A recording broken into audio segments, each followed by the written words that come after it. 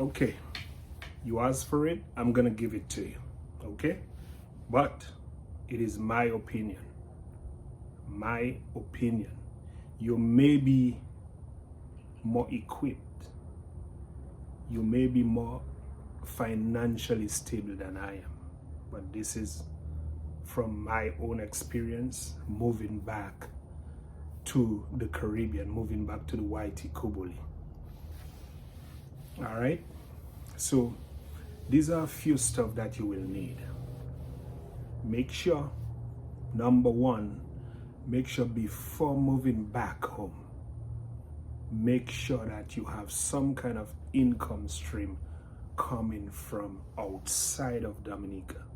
So something that is available to you that you can access from Dominica, but it is on the outside, it is coming from the outside.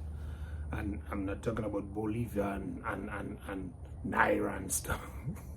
I'm talking about US, pounds, euro, some form of income stream coming from out there while you are down there. At least you may have hundreds of thousands coming in.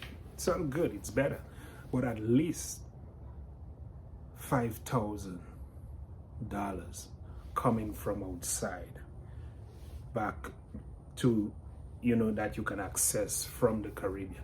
And it does not matter what part of the Caribbean. We are all similar. A lot of people may say it's different. Yeah, it's different in a certain way, but when it comes to our people, we are kind of similar. The next thing you want to have is some basic skills. All right, some basic skills. Be able to build something. Be able to use a hammer, a circular saw without cutting yourself, a handsaw, stuff like that, a level. Be able to put a couple pieces of wood together or bricks together. You need to have those skills. You also need to be able to have an idea of gardening. When it comes to gardening and stuff and growing your own food, even though it's in dirt or aquaponics or hydroponics or whatever it is, you have to be able to grow your own food, because things are getting worse every day. Even in the Caribbean, even in the YT Kubuli, things are getting tough. And the way I see it is, we may all have to go right back to the soil. Right back to the soil. Okay? Right back to Mother Earth to survive. Because all this glam and all this fancy stuff, man, they're gonna fade out after a certain time. So be ready, be equipped. Make sure when you go on vacation, do some gardening with somebody, do some fishing, learn a couple of skills so that you can be able to survive. Because I remember during Maria, doesn't matter how much money you had, you couldn't do anything. You could not even feed yourself because everything was closed. Even during COVID, money was like nothing, had no use, because everything was shut down, everything closed down. You couldn't spend money. Now, if you don't have a backyard garden to pull out some dasheen and cut a banana or a plantain and be able to cross the street and pull a couple Maui or Mako shot or whatever it is, you know what is Mako shot, man. You're in trouble.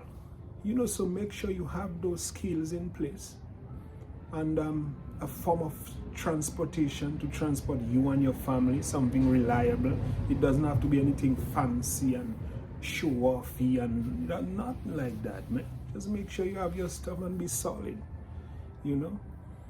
Dominica is a beautiful place. It's a wonderful place. Very refreshing, very clean, open air, rivers, beaches. It's beautiful. A lot of hiking, a lot of stuff that you can do. I'm not sure about stuff for kids, especially kids who grew up in the United States or spent a lot of time in the United States like our kids. It will be a little bit challenging. You'll have a lot of work to do to keep them busy.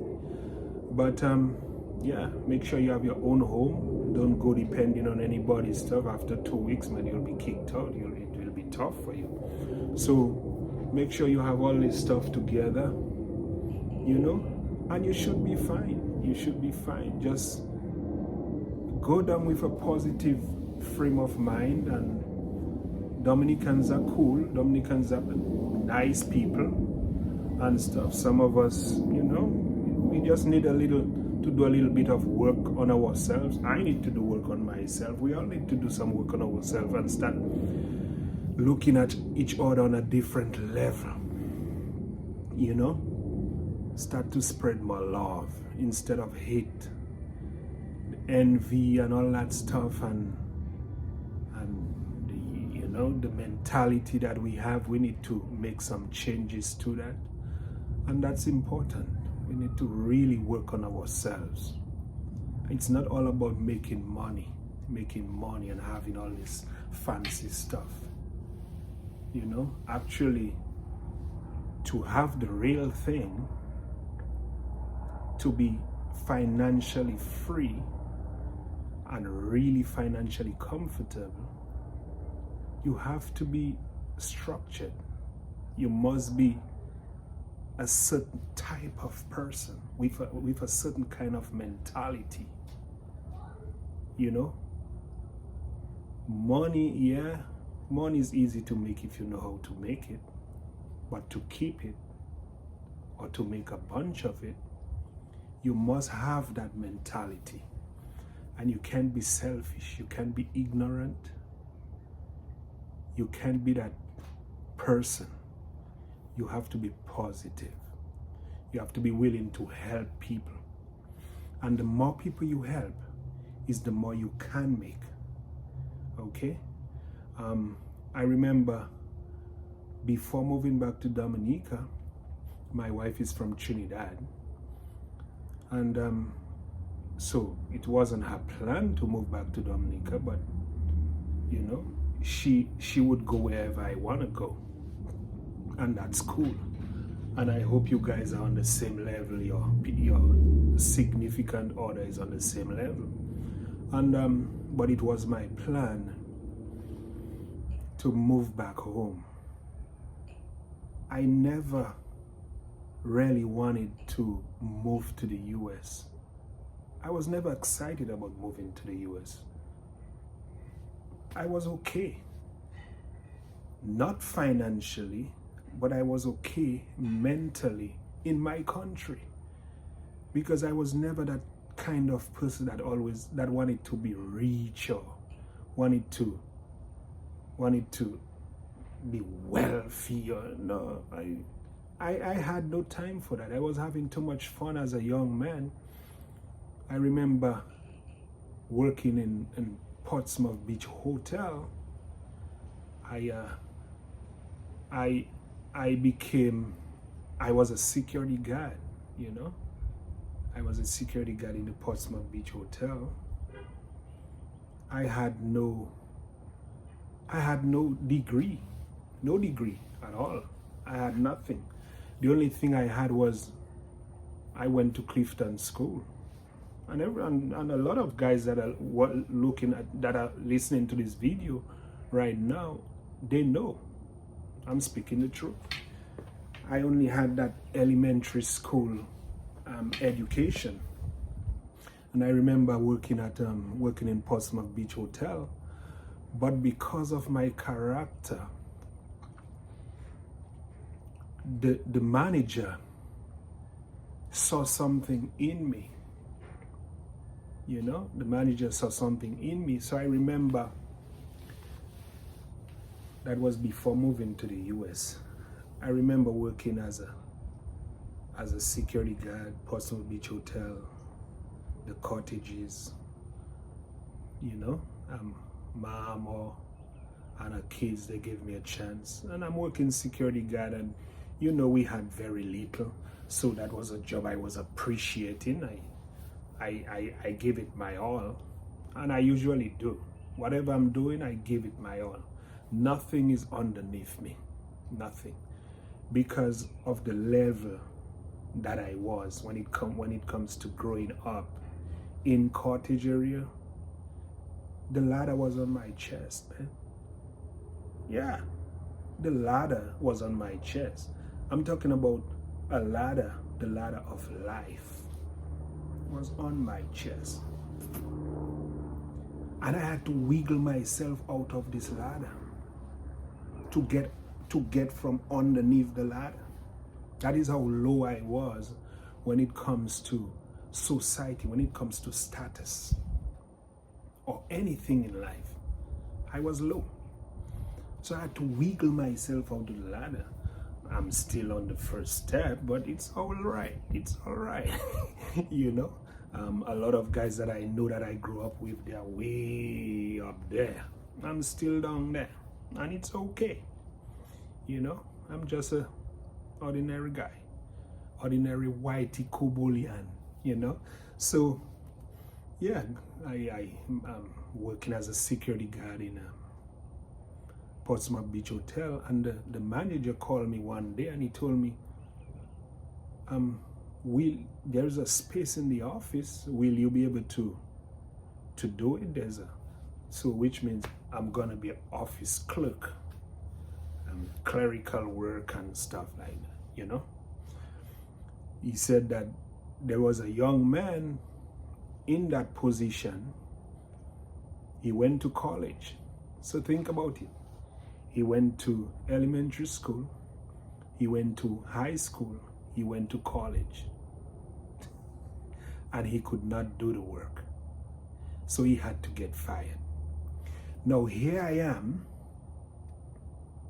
with absolutely nothing academically. Nothing.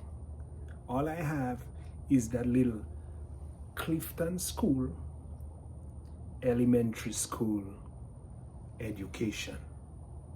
I can remember anything that I learned in Clifton School, because most of the stuff that I was doing was drawing. I was very good at drawing, at painting and drawing, so I was doing all this fancy stuff. When it comes to Romy, you know, everybody know Romy, man. Ambrose, my best friend, my cousin, Kent from Clifton, I call him Lakat, my boy. So three of us, we were top when it comes to drawing. So most of the time we would get called from class to do some kind of artwork. So when we didn't really get much academically. So when he called me to the office to ask me if I can do the work, I'm like, yeah. I don't know anything. Zero, zilch.